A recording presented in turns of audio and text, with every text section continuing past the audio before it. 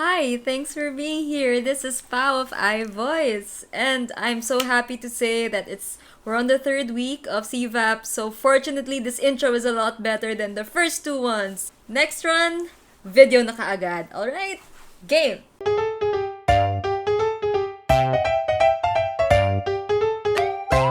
Okay, despite that slightly hyped up intro, I wanna tone down a bit. Medyo i-tone down ko lang ng slight itong peg nung video na to because I think it's very important for me to talk about the main point or the main lesson na nakuha ko talaga from the third session of CVAP.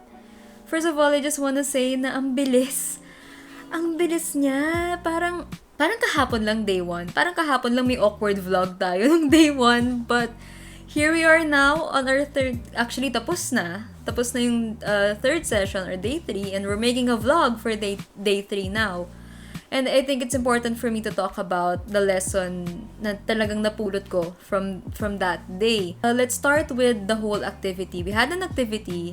It's Zoom Arte, where Creative Voices encouraged us to, let out our crazy selves and act on Zoom. Para, it's a replica of radio dramas para lumabas yung lines namin ng mas maayos. So even if we're just using our voices, we have to act it out.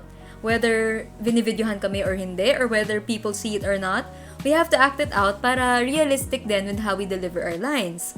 But more than anything, the main theme of the activity is if superhero ka, what powers do you have and what issues of the world are you gonna change? So that's where I wanna start this.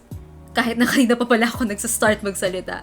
And that's where I wanna start this with the idea of a superhero and how life would sometimes force us to become superheroes of ourselves.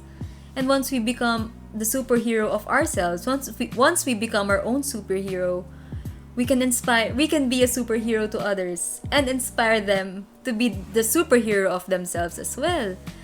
And that's the thing about our voices. Our voices are so powerful.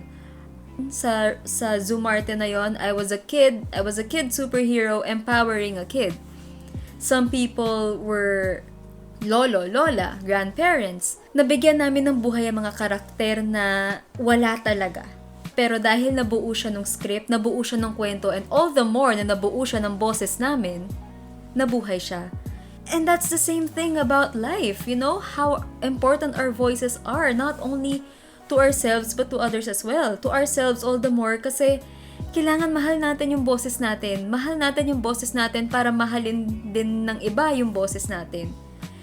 Kasi if we speak without conviction, then what is it for? How are people gonna believe us? How are people gonna believe in what we say?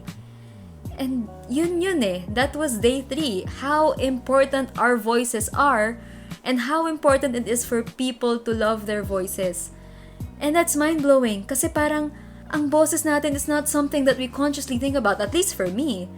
It's not something that I consciously think about on a daily basis, the words that we say or how we say it. And I admit that there are times that I didn't use my voice or my words for empowerment. But ngayon, it's time to, relearn that and reform the way we think of our voices. And that, I think, it's the most important lesson for day 3. Kaya medyo tinone down ko lang ng slight yung energy levels and yung medyo perkier side ng brand natin, no? To get that message across. And yes, I'm speechless again. Kasi it's a mind-blowing idea that I hope people would start to learn and to take seriously. So ayun po, this will be the end of my video. Onting food for thought is, when did you stop loving your voice?